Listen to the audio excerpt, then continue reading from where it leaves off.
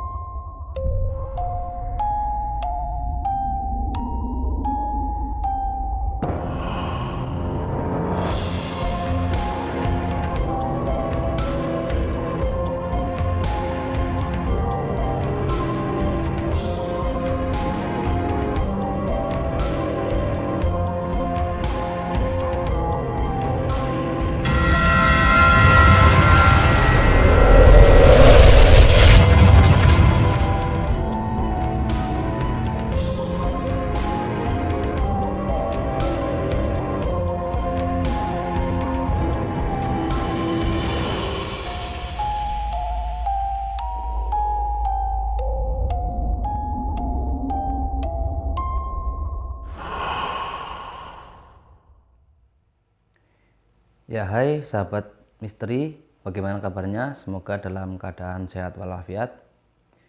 Ya, di sini jumpa lagi dengan saya Raden Gepeng di Raden Gepeng Channel. Channel yang tak pernah henti menceritakan sebuah cerita misteri. Tak ada misteri yang tak kami ceritakan karena kami cerita misteri. Dalam kisah kali ini saya akan menceritakan tentang penunggu hutan angker. Cerita ini adalah cerita yang saya alami langsung beberapa tahun yang lalu, sewaktu saya masih berada di kampung halaman. Jadi kehidupan di pinggir sungai, di pesisir, membuat harus bertahan hidup. Nah, ini terjadi setelah saya mendengar banyak cerita dari masyarakat bahwa hutan itu terdapat sungai tetapi angker. Hutan itu terdapat sungai tetapi angker. Nah, namun tidak menutup kemungkinan saya untuk pergi ke sana karena tuntutan untuk menafkahi keluarga ya. Jadi saya harus mencari ikan di sungai ya, yaitu tepatnya pas malam tahun baru. Jadi dimana teman-teman yang lain itu pada merayakan tahun baru, sedangkan saya harus mencari ikan untuk lauk pauk. Nah, ini bermula saat saya bersama sahabat saya merencanakan untuk mengikuti apa yang teman-teman lakukan, yaitu teman-teman melakukan ya kalau tahun baru ada yang membakar ikan, ada yang membakar ayam ya. Nah, karena berhubung kendala keuangan, jadi mau tidak mau saya harus mencari ikan untuk dibakar buat malam tahun baru tersebut. Nah, kebetulan sahabat saya mengajak untuk mencari ikan di sungai tersebut yang terkenal sangat angker, dan saya tidak menghiraukan betapa angkernya itu ya. Yang penting saya bisa memberikan ikan untuk dibakar bersama anak dan istri. Nah, jadi kami berdua itu memasang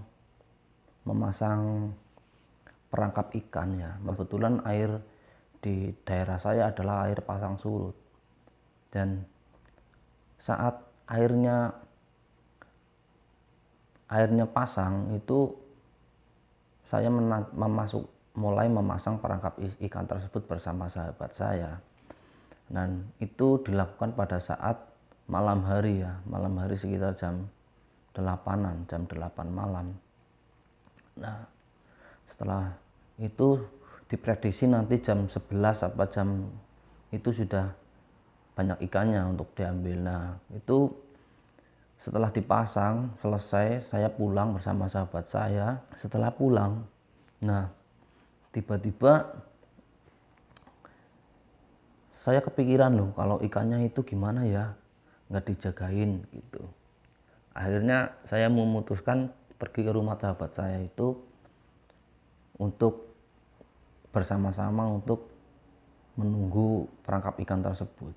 Nah, setelah saya sampai ke rumah sahabat saya, dan kebetulan sahabat saya juga memiliki pikiran yang sama dengan saya bahwa kita akan menunggu itu, tak menunggu perangkap ikan. Nah, setelah itu kita sepakat dan akhirnya pergi untuk ke sungai itu lagi, ke hutan, masuk ke hutan lagi. Nah, setelah itu kami pergi. Setelah beberapa saat itu terdapat gerimis ya, hujan gerimis, gerimis yang agak besar, tapi kami tetap memutuskan untuk pergi menuju ke sungai tersebut. Nah, setelah saya pergi ke sana, nah tiba-tiba di tengah perjalanan saya melihat sekelebat cahaya biru. Saya melihat cahaya biru dan saya pikir sahabat saya itu nggak tahu kalau ada cahaya yang lewat. Dan ternyata sahabat saya itu tahu dan dia menanyakan kepada saya bahwa kamu lihat nggak tadi itu? Ya, saya lihat itu. Saya berkata seperti itu. Ya, saya lihat. Nah, setelah itu dia mengatakan, jangan berisik ya, mungkin ini pertanda kalau kita akan dapat banyak ikan gitu. Akhirnya saya tetap jalan dan tidak menghiraukan itu. Nah, setelah itu, setelah saya melewati tempat itu, terus tercium bau yang sangat amis. Bau yang sangat amis itu tercium sangat menyengat ya, tercium sangat menyengat. Nah, itu tidak hanya saya yang merasakan.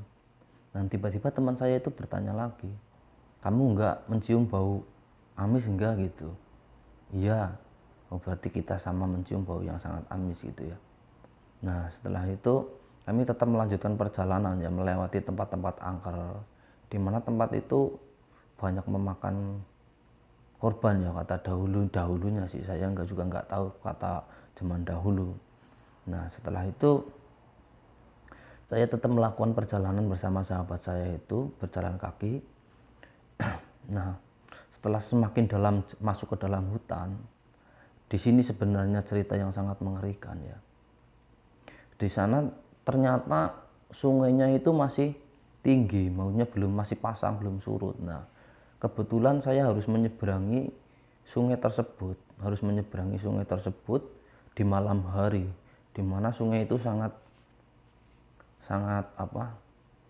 luas ya. Sungai itu sangat lebar dan saya harus berenang menyeberangi sungai tersebut. Bersama sahabat saya berdua tengah malam, saya langsung nekat nyebur bersama sahabat saya. Nah, setelah itu hal-hal yang sangat tidak masuk akal mulai terjadi, di mana ada bisikan-bisikan atau suara-suara seperti orang tertawa, terus ada suara gaduh seperti orang membuat rumah, terus ada suara gaduh seperti orang lagi berkumpul gitu.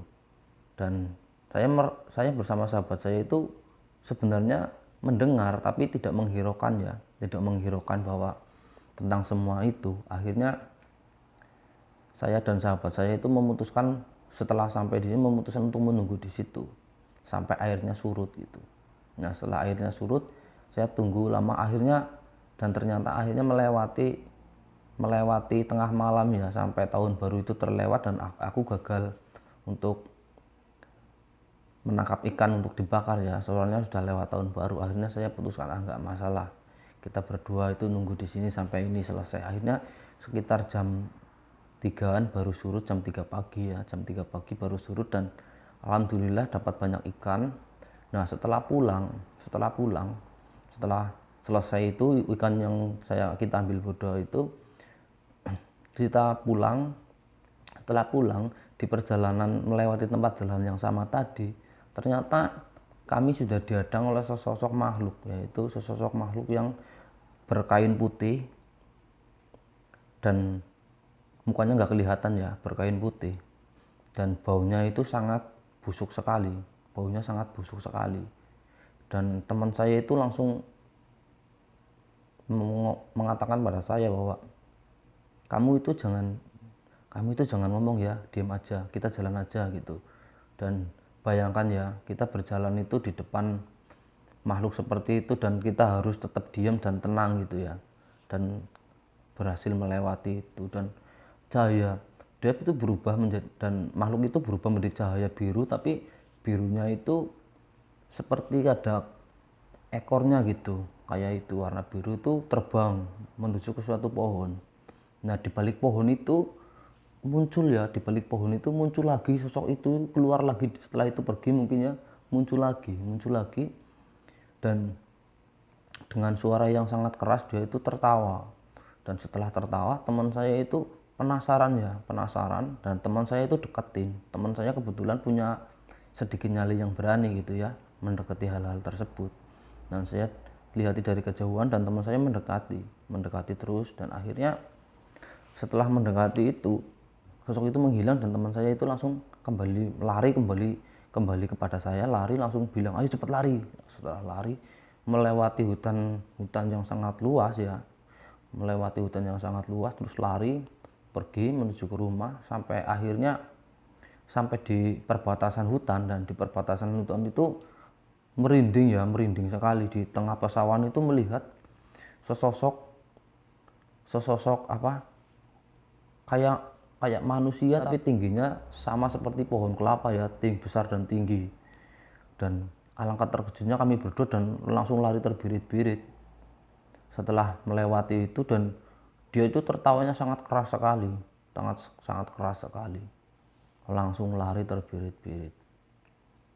Setelah itu melewati pesawahan, dan setelah melewati pesawahan lari terbirit-birit ya, kami berdua itu melewati sebuah sungai yang kecil. Maksudnya sungai yang kecil. Nah setelah sungai yang kecil itu saya lewati, ternyata di situ ada sesosok perempuan yang lagi duduk di gubuk ya, sosok di sebuah pondok kecil tempat biasa berlindung para petani itu ya. Terdapat sosok wanita itu yang lagi duduk sambil menangis di situ. Nah setelah itu saya perhatikan, mungkin orang gila malah. Setelah saya perhatikan lama-lama dia menoleh ke arah saya ya, dan teman saya itu, dan matanya itu melotot dan bercahaya merah. Bos, saya saking shocknya ya, saking terlidik merinding ya, saking terlidiknya itu akhirnya pohon kelapa di dekat gue itu seperti bergoyang-goyang loh. Pohon kelapa di dekat gubuk itu seperti bergoyang-goyang, seperti ada badai. Nah akhirnya saya lari bersama sahabat saya itu menuju ke rumah. Dan sampai di rumah itu sekitar jam adzan subuh sampai di rumah. Nah setelah sampai di rumah saya taruh itu, dan saya menghentikan dan menceritakan semua kejadian itu tersebut kepada keluarga saya menceritakan bahwa di situ memang terdapat seperti ini gitu. Tadinya sebenarnya saya sih sudah diberitahu ya, tapi karena faktor X jadi akhirnya terpaksa saya harus melakukan tersebut ya, mencari ikan di tempat yang angker. Nah ternyata itu adalah sosok penunggu hutan angker tersebut ya, tersebut. Dan setelah beberapa hari